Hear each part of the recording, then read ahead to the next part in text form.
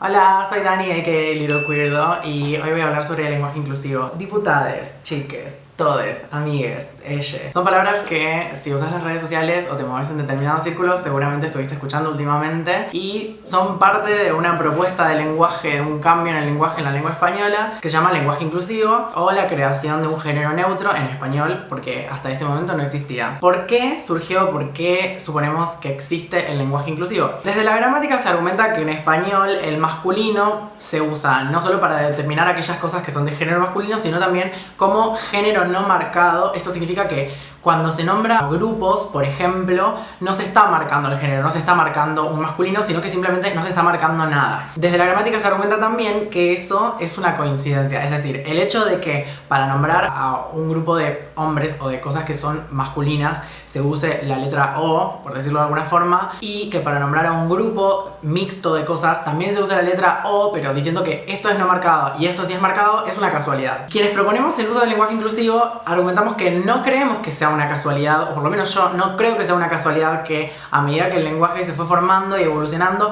me imagino como un grupo de hombres reunidos hablando muchos años en el pasado, no creo que les hubiera encantado la idea de que se marcara grupos de personas con la letra A, por ejemplo. En otras lenguas, como por ejemplo el inglés, esto no sucede así, ya que no tienen género los sustantivos, pero en español sí. Entonces, el lenguaje inclusivo lo que propone es crear un género nuevo en el español. Tenemos el género gramatical femenino, el género gramatical masculino y crear un género gramatical neutro que se expresaría a través de la letra E. ¿Cuáles son los usos que tiene el lenguaje inclusivo? El lenguaje inclusivo como tal tiene un único uso que es como generalizador, es decir, para nombrar a grupos de personas o cosas en los cuales hay géneros mixtos. Es decir, un grupo de personas en el cual hay chicos y chicas, hombres y mujeres, podemos decir una palabra como todes, o les chiques que están por allá, o ellas son mis amigues, por dar algunos ejemplos, y lo estamos usando como generalizador. Ese es el uso que tiene el lenguaje inclusivo. Después entran en juego las personas de género no binario. Las personas que no se identifican con los géneros binarios, hombre y mujer, que se identifican como algo más, muchas veces utilizan el pronombre que surge del lenguaje inclusivo, el pronombre neutro, ella,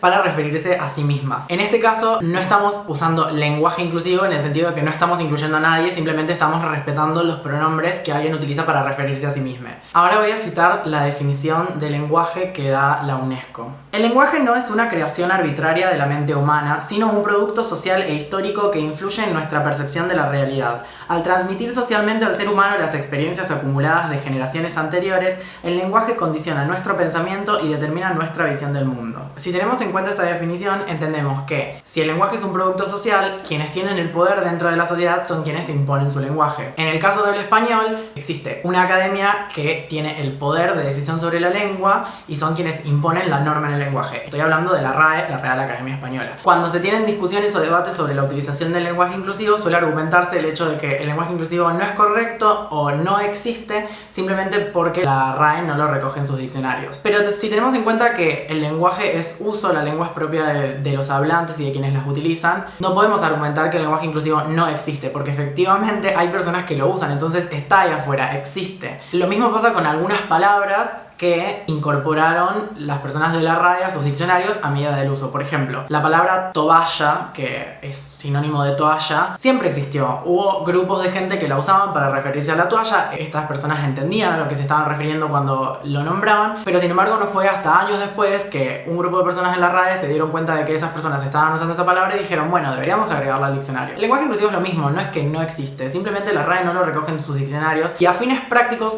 no es importante si la RAE lo recoge o no en sus diccionarios, porque al fin y al cabo lo único que es la RAE es una academia que pone normas a la lengua española para crear un estándar. La idea al crear un estándar es que haya como un consenso general de cuáles son las cosas correctas para hablar en una lengua, lo cual no está mal querer crear un estándar, querer que haya algo que una a todos los hablantes de todas las partes del mundo que hablan el español, pero si tenemos en cuenta que este estándar muchas veces deja fuera muchas expresiones, no debería importarnos si algo forma parte de ese estándar o no. El otro argumento, que es que el lenguaje inclusivo está mal porque no lo recoge la RAE, se puede contrarrestar teniendo en cuenta que en los estudios de gramática existen dos tipos de enfoque, el enfoque descriptivo y el enfoque prescriptivo. El enfoque prescriptivo es el que pone reglas al lenguaje para crear el estándar, es decir, diría algo así como, esto es lo que se dice, está bien bien así y no está bien de otra manera. Eso es lo que hace la RAE con su diccionario, un enfoque prescriptivo. Dice, esto está bien, esto está mal. El enfoque descriptivo, por otro lado, lo que hace es precisamente describir las experiencias que tiene la lengua en su evolución sociohistórica, cultural. Es decir, lo que hace el descriptivismo es decir, esto se dice acá y ahora y eso no está ni mal ni bien, simplemente sucede.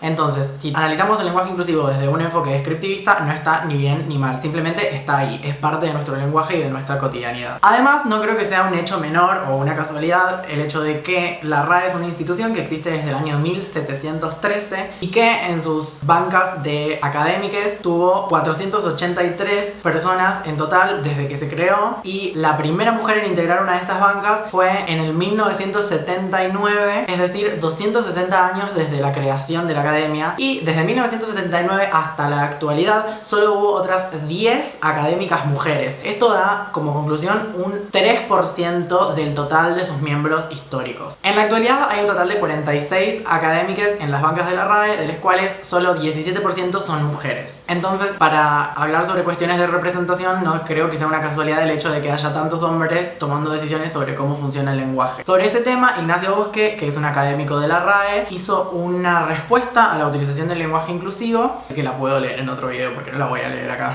tipo es re larga. Bueno, eso ya está, basta de la RAE porque me estresa, no quiero hablar más de esa mujer.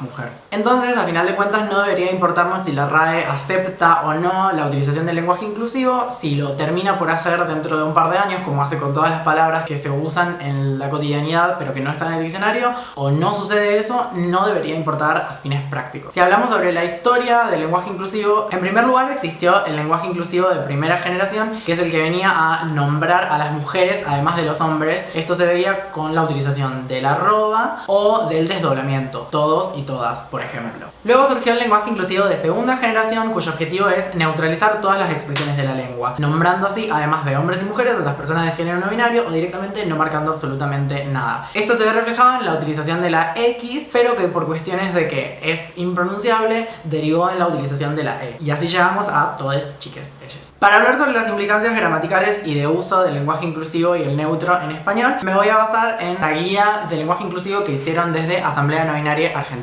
Para hacer una explicación sencilla, en general, en todas aquellas palabras en donde se puede hacer un desdoblamiento y se puede nombrar a la misma palabra en masculino y en femenino, ahora también debería poder nombrarse en neutro, con la utilización en general de la letra E. Esto es, si podemos decir amigo y amiga, tenemos que poder decir amigue. Si podemos decir chico y chica, tenemos que poder decir chique. Si podemos decir lindo y linda, podemos decir linde. Pero persona, por ejemplo, la palabra persona siempre es persona, nunca existió un persona, entonces es innecesaria la creación de un persone. Para una explicación más completa, procedo. Como el lenguaje inclusivo propone la creación de un género neutro en español, propone entonces la creación de un pronombre nuevo, diferente de él y ella. Las opciones son elle o ele. En general hay un consenso sobre el primero, elle, pero ele también es una variante que suele aparecer. Todos los demás pronombres, es decir, los demostrativos, los posesivos, numerales, etc., también tienen su variación en neutro. Por ejemplo, qué lindo bebé, es tuya. Fui la primera en llegar. ¿Cuántos vamos a hacer en la fiesta? Ellas son mis amigues. Necesitan que les digan cómo llegar. En cuanto a los sustantivos, adjetivos y modificadores, para mantener la coherencia dentro de una oración, los adjetivos y modificadores que le corresponden a un sustantivo deben coincidir en género y número. Por lo tanto, a sustantivos sin género le corresponden adjetivos y modificadores sin género, de la misma forma que a sustantivos femeninos le corresponden adjetivos y modificadores femeninos. Por ejemplo, las chicas son valientes, pero la mesa es alta. En fin, el lenguaje inclusivo es algo que existe, se utiliza en determinados círculos sociales. Te invito a hacerlo si te interesa, pero de todos modos creo que se podría hacer un video de 1.000.000 de horas hablando sobre esto, dando miles de argumentos de por qué considero que es importante hacerlo, pero al final del día no estoy acá para defender al lenguaje inclusivo ni al género neutro en español. Simplemente, repito, es algo que existe, que está ahí. Hay personas que se refieren a sí mismas en neutro y ahí es cuando es más importante esta nueva forma de lenguaje, porque tenemos que respetar el derecho a la identidad de las demás personas. Mínimo eso. Si todavía te cuesta, supongamos que te interesa hablar con lenguaje inclusivo y todavía te cuesta decir chiques a un grupo de gente, está bien, pero